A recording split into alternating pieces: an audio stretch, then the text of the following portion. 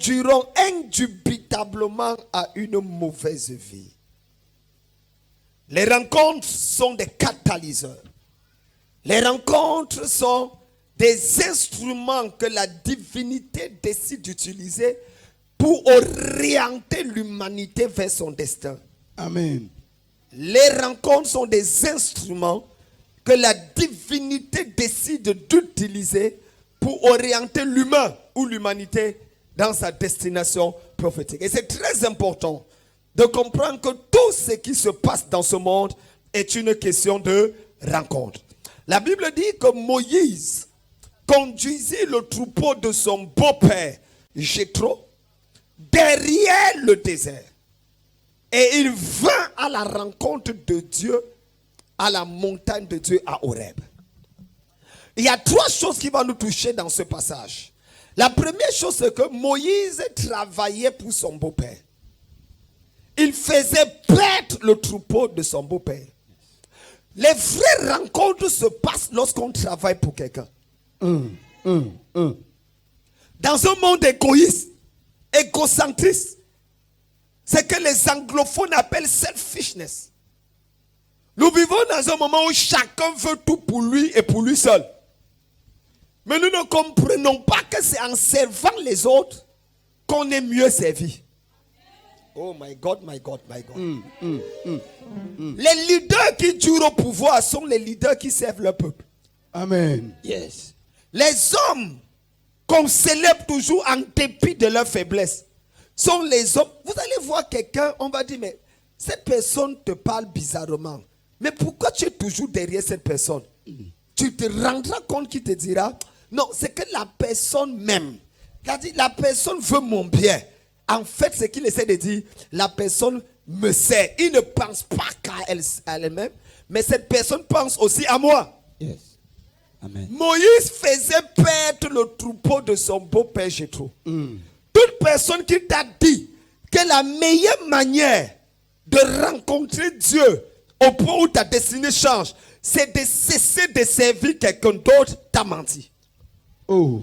C'est le service à autrui ou d'autrui qui permet indubitablement à un homme de rencontrer, de faire la rencontre de sa destinée autant pour moi. Amen. Et je prie que tu fasses ces rencontres cette année au nom de Jésus. Amen.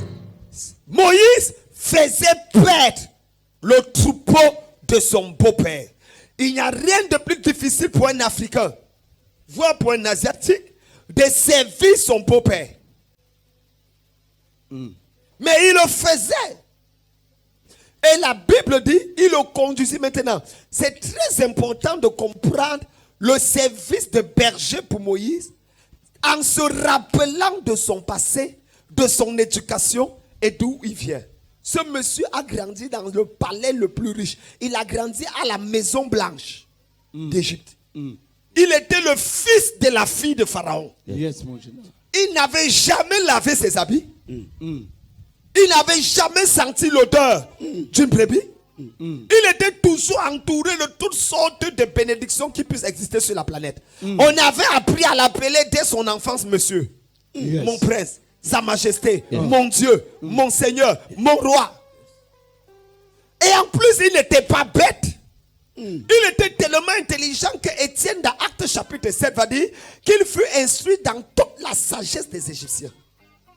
Docteur en pyramide, docteur en linguistique, docteur en égyptomologie, docteur. Il avait toutes sortes de doctorats dans les plus grandes universités. Il était le fils de la fille de Pharaon. Yes. Et ce n'est pas tout. Le gars était fort. Il a tué un Égyptien une seule nuit. Bam. Donc il avait tous les atouts. Mais le voilà qui se met à servir les brebis. Le voilà au service des brebis. Je prie pour quelqu'un ici. Yes. Tant que Dieu ne peut pas descendre, tu ne peux pas monter.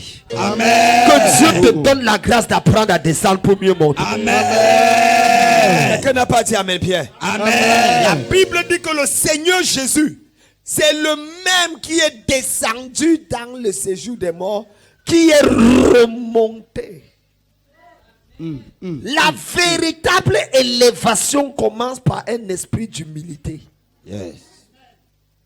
Personne ne peut jouir de l'élévation que Dieu lui donne s'il n'a pas d'abord développé un esprit d'humilité. Et parfois, l'humilité que Dieu veut bâtir en nous passera par une certaine humiliation. Parfois, l'humilité que Dieu veut bâtir en nous passera par une certaine humiliation. Quelqu'un n'a pas dit Amen et j'avance. Amen. Donc, il y avait ce fait, premièrement, à noter, c'est qu'il faisait perdre. Et ce qui est intéressant, c'est que la Bible dit, il amena le troupeau derrière le désert. Moïse alla à la montagne de Dieu à Horeb. Le nom Horeb veut dire sécheresse. En hébreu, Horeb veut dire désert, sécheresse. Nota bene.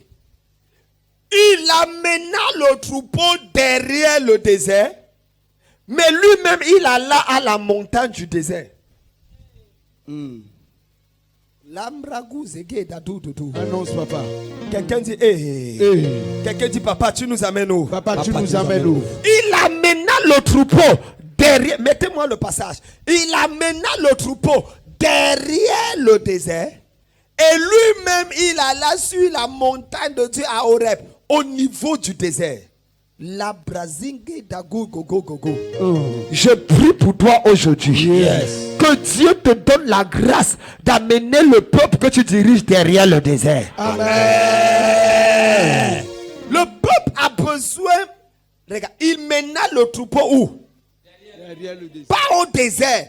Il a cherché un endroit de vrai pâturage. Derrière le désert. Et lui, il veut où? À la montagne de Dieu à Horeb. Horeb veut dire désert, veut dire sécheresse. Le leader doit, pour pouvoir rencontrer Dieu, s'assurer d'un certain nombre de sacrifices et rassurer le peuple à le positionner dans un endroit de quête. Mon ami, tu ne peux jamais les diriger si tu ne tournes pas ton dos au peuple. Tu ne peux pas diriger si tu ne souffres pas de solitude. Tu ne peux pas diriger s'il n'y a pas un certain nombre d'attitudes et d'aptitudes que tu décides de développer. Il alla au lieu des éthiques, mais il amena le peuple loin du désert. Les gens n'ont pas besoin d'écouter ta souffrance.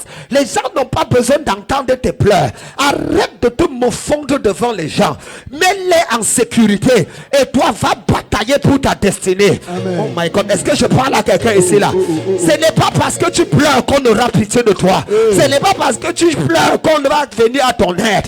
C'est ta foi qui provoquera ton miracle. Amen. Il y a des choses que tu dois confronter si tu dois diriger demain. Aucune brebis n'a été envoyée pour libérer les brebis. C'est Moïse qui a été envoyé pour libérer le peuple. Parce qu'il a osé confronter le désert. Ton désert est un indicatif pour une rencontre. Quand tu traverses un désert, c'est un appel de Dieu pour une rencontre spéciale. Tout désert que tu traverses, c'est une interpellation divine pour entrer dans une nouvelle dimension avec Dieu. Je reprends ma phrase. Tout désert que tu traverses est une interpellation divine pour entrer dans une autre phase de ta vie. Je reprends encore la phrase. Tout désert que tu traverses est une interpellation divine afin de t'introduire dans une autre dimension de ta vie. Je prie devant Dieu que le désert là ne t'arrête pas. Au nom de Jésus. Dis Amen fort. Le désert financier ne t'arrêtera pas. Le désert relationnel ne t'arrêtera pas. Le désert sentimental ne t'arrêtera pas. Le désert émotionnel ne t'arrêtera pas. Si tu dis Amen, le désert ministériel ne t'arrêtera pas. Tu dis Amen fort. Je suis venu parler à quelqu'un. Ton peuple sera derrière le désert. Ta famille sera derrière le désert. Tes enfants seront derrière le désert. Tout ce que tu aimes seront derrière le désert. Tu confronteras les choses toi seul. Et tu vas vaincre en faveur de tes enfants. Et tu vas vaincre en faveur de ta famille. Tant que tu lèves la main, tu dis Amen. C'est à toi que je parle. Amen. Quelqu'un de dis voisin, conduis ta famille derrière le désert. Conduis ta famille derrière le Et va désert. à la montagne à Horeb. Va à la montagne à Dis Horeb. voisine. Voici. Parle à ta voisine, voisine. Conduis ta famille derrière le désert. Conduis ta famille derrière le Et désert. toi, va à la montagne à Horeb. Va à la montagne à Horeb. C'est parce que plusieurs enfants de Dieu ont refusé d'aller à la montagne de Dieu à Horeb pour traiter des affaires de leur famille en nom de leur famille que les sorciers sont allés sur les autels diaboliques pour parler en faveur de leur famille. Mesdames, mesdemoiselles, messieurs, Satan n'est pas plus fort que Dieu. C'est parce qu'il y a vide que c'est que le diable fait marche.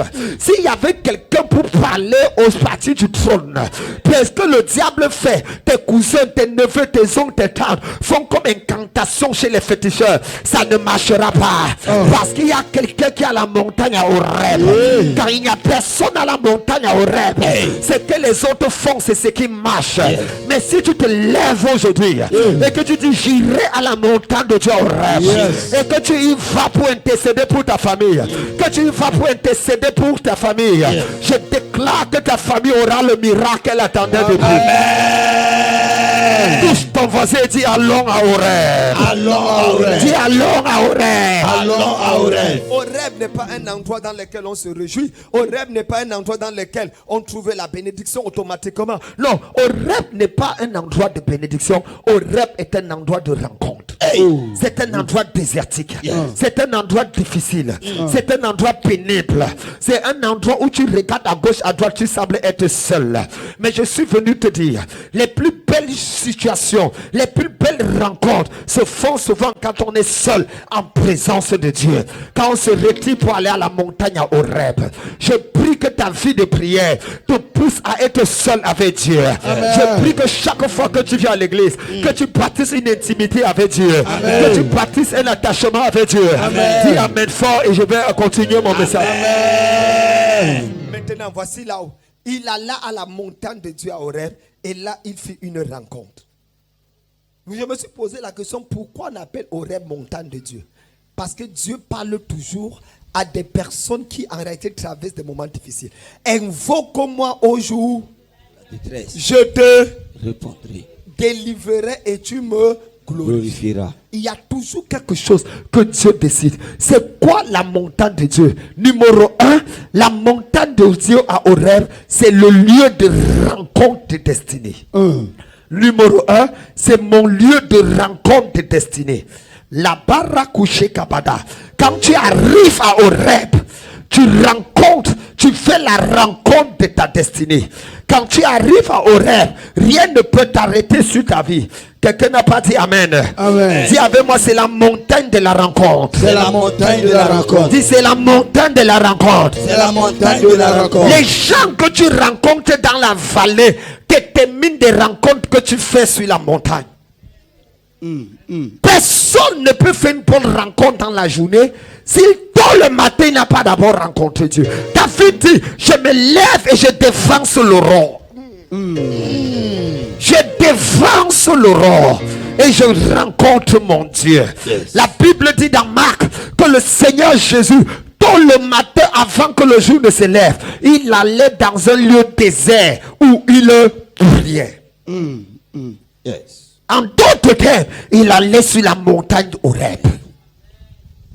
Nous sommes dans une génération où on veut tout facilement. Laissez-moi vous dire que pour avoir les bonnes choses, il faut payer le prix. Yes. Dans le spirituel, si tu veux posséder des grandes choses, paye le prix dans le désert. Apprends à te sacrifier. C'est le lieu de la rencontre. Ta rencontre personnelle avec Dieu est la base sur laquelle tu te tiendras lorsque tout le monde t'abandonnera. Qu'est-ce que Dieu t'a dit personnellement? C'est ça qui fait la force de ta vie chrétienne. As-tu écouté Dieu te parler? La dernière fois qu'il t'a parlé, c'était quand? Qu'est-ce qu'il t'a t'a dit? As-tu obéi à ce qu'il t'a dit? L'erreur de cette génération, c'est qu'on écoute plus les prophètes que Dieu. On écoute plus les hommes que Dieu. On écoute plus les pasteurs que Dieu. Les gens vont à l'église et ont transformé les pasteurs en des féticheurs. Au lieu d'avoir une relation personnelle avec Dieu, au lieu d'avoir une intimité avec Dieu, au lieu de bâtir son expérience avec Dieu. Laisse-moi te dire, la vie chrétienne avec les bâtons, la vie chrétienne avec les béquilles ne peut aller nulle part. C'est lorsque tu dois jeter des béquilles et marcher avec tes deux pieds dans la présence de Dieu. C'est à ce moment que tu iras plus loin. Personne ne court avec les béquilles. Une personne qui a des béquilles est obligée de boiter.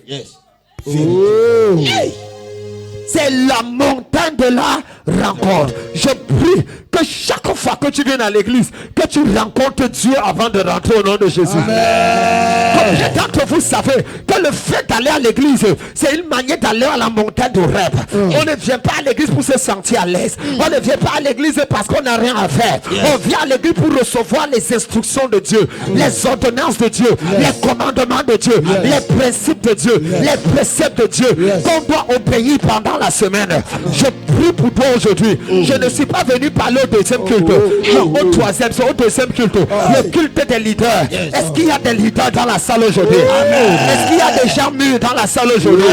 Je déclare dans ta vie, chaque rencontre de dimanche sera ta montagne de rêve au nom de Jésus. Si tu dis Amen 3 fois, tu reçois la grâce. Amen.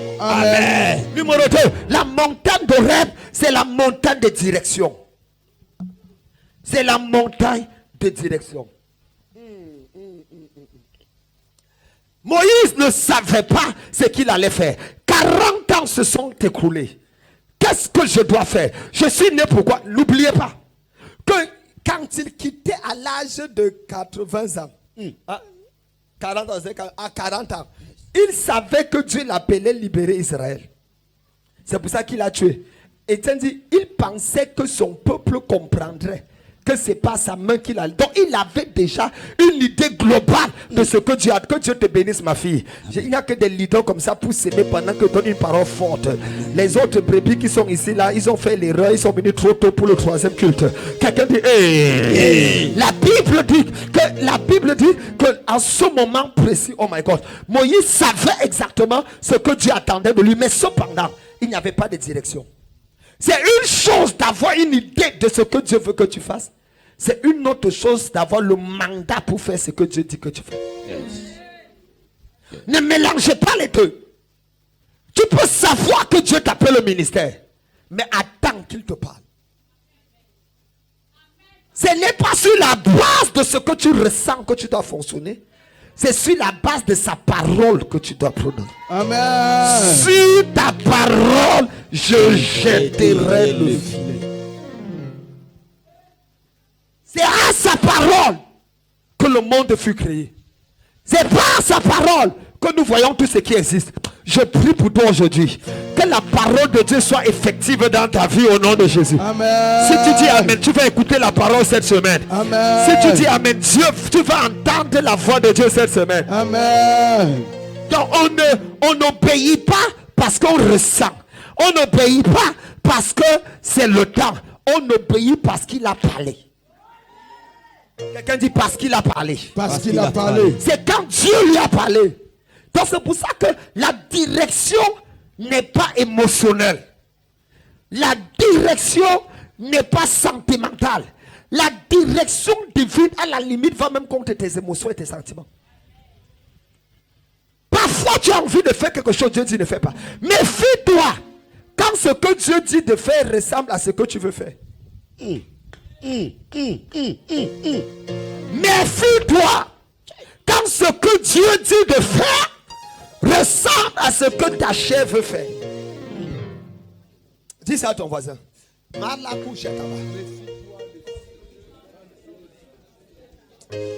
Ton voisin là, il a déjà désobéi à Dieu depuis Abraham.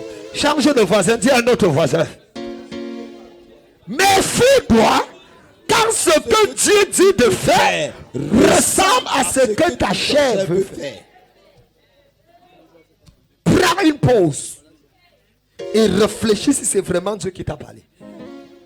Parce que les désirs de l'esprit sont contraires au désir de la chair. Ils sont opposés l'un à l'autre. Galates chapitre 5, verset 16 au verset 22. Ils sont opposés l'un et l'autre afin que vous ne fassiez pas ce que vous voulez. C'est écrit. Afin que vous ne fassiez pas ce que vous voulez. On n'est pas né de nouveau pour faire ce qu'on veut. On est né de nouveau pour faire ce que Dieu veut. Yes. Ta manière de dire Amen me choque aujourd'hui. Amen. Si tu veux le faire, attends le culte de tout à l'heure. Quelqu'un dit, je prophétise dans ta vie une sensibilité spirituelle pour faire ce que Dieu veut que tu fasses. Je déclare dans ta vie, tu entendras Dieu te parler et tu seras enclin à obéir à ce que Dieu t'a dit. Dis avec moi, la montagne de rêve, c'est la montagne de direction. C'est la montagne de direction. Croisez pour la montagne de rêve, c'est la montagne de restauration. C'est la montagne de restauration. Mon ami, quand tu arrives à la montagne de Dieu, c'est désertique, c'est vrai. Mais ce que tu ressors de là, c'est la restauration de ta vie.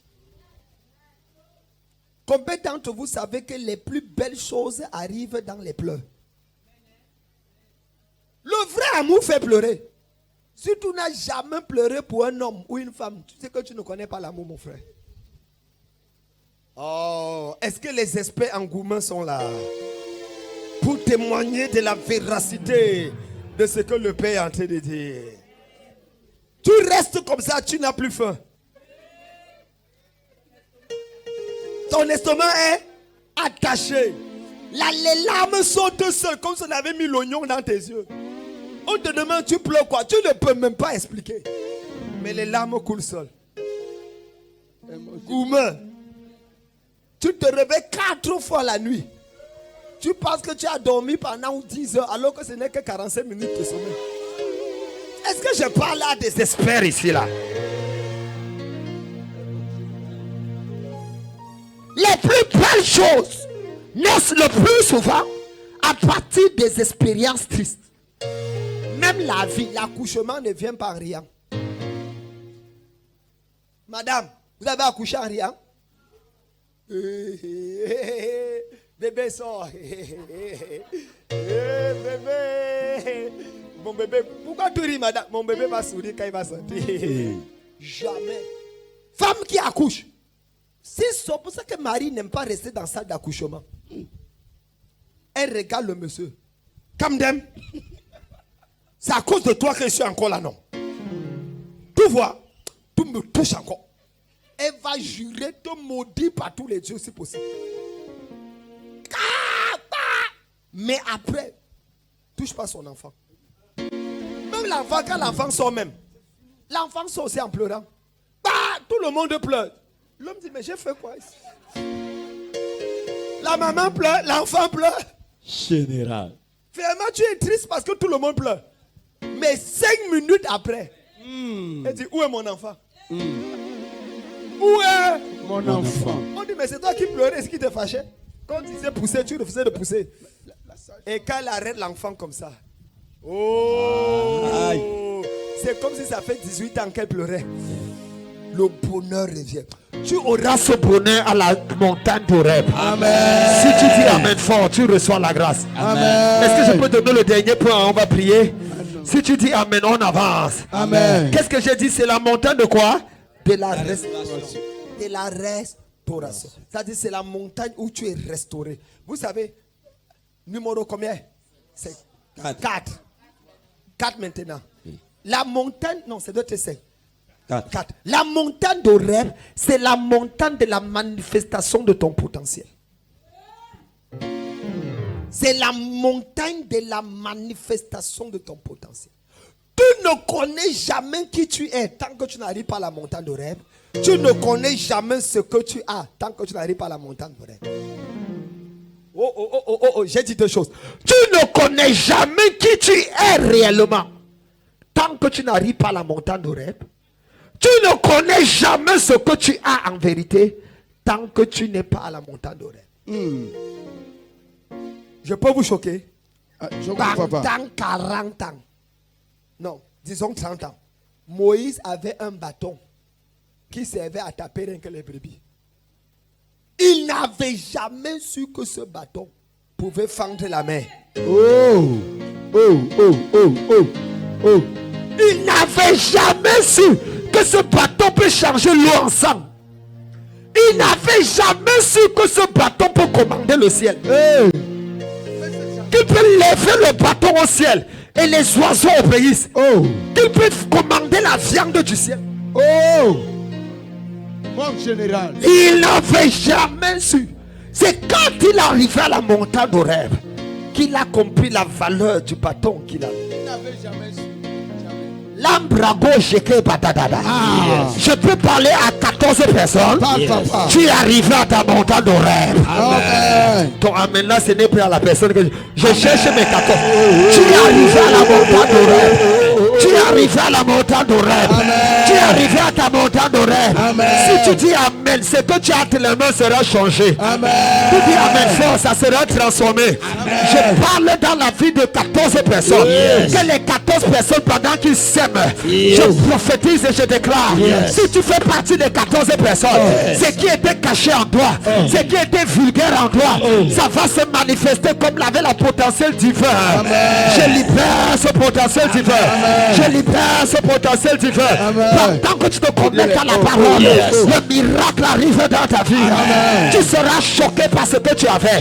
Ton talent va se manifester. Ton don va se manifester. Tout ce que tu avais de naturel, c'est transforme cela en surnaturel. Les parabas, je transforme. Je transforme. Je transforme. La chose que tu avais là deviendra un miracle dans ta main. La chose que tu avais là deviendra une bénédiction dans ta main. La chose que tu avais là sera un tremplin de gloire dans ta main. Je parle à quelqu'un. Quelque chose de naturel est sur le point d'être transformé dans ta vie. Celui qui dit amen fort, il prend la chose. Ton amen change ton bâton en un bâton de Dieu. Ton amen change tes talents à des dons surnaturels.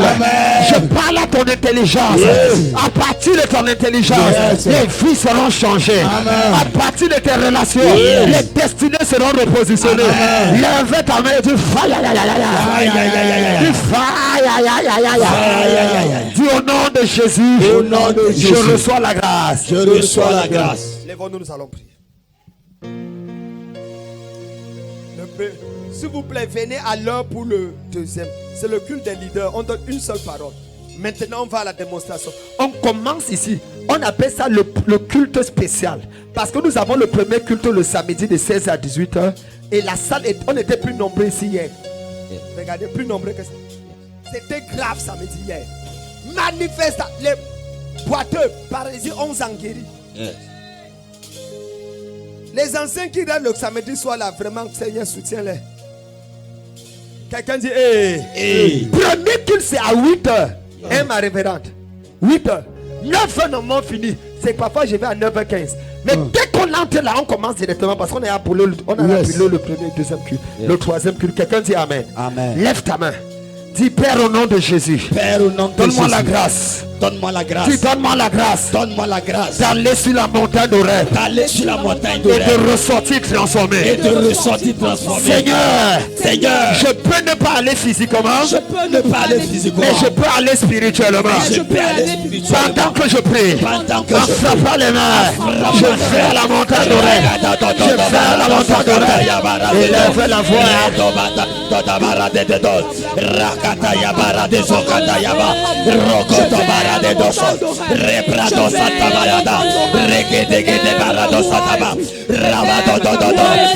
Au nom de Jésus. Quelqu'un dit amen. Amen. Prends ton offrande du deuxième culte rapidement. Nous allons nous connecter à la grâce.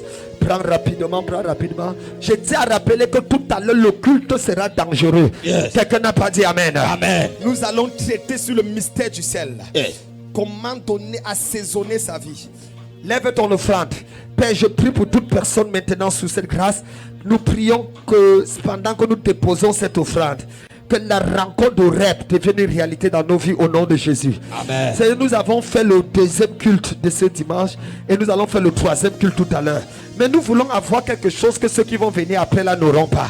Bénis-nous de manière spéciale pendant que nous déposons dans le panier au nom de Jésus. Dis Amen 3 fois. Amen. Amen. Amen. Viens déposer dans le panier. Musique, s'il vous plaît. Je voudrais parler aujourd'hui d'un des mystères qui a longtemps été négligé par les chrétiens et qui est la raison fondamentale de l'échec des troubles et des problèmes au sein de plusieurs vies, de plusieurs familles et de plusieurs nations. Je voudrais parler de l'un des éléments capitaux dans lequel les nations n'osent pas parler le plus, mais qui constituent leur fer de lance. Ceux qui sont forts dans ce domaine sont ceux-là qui arrivent à régner, à gouverner, à contrôler. Je voudrais vous parler aujourd'hui de ce que la plupart des mondialistes reconnaissent comme le fléau le plus dangereux de tous les temps. Je voudrais prêcher aujourd'hui. C'est une réalité physique qui au départ était une vérité spirituelle, mais qui semble avoir été négligée. Je vais t'expliquer aujourd'hui pourquoi tu sembles faire des choses et ça ne marche pas. Qu'est-ce qui ne va pas? Pourquoi les gens semblent te contrôler? Je vais prêcher aujourd'hui. C'est la raison pour laquelle ce mariage n'a pas encore lieu. Ce voyage n'a pas encore lieu. Cet enfant n'a pas encore lieu. Je vais t'expliquer tout à l'heure la raison pour laquelle, malgré tes efforts, c'est comme s'il y a des choses qui sont placées pour t'empêcher d'avancer. Je vais prêcher aujourd'hui sur ce que j'ai intitulé espionnage spirituel.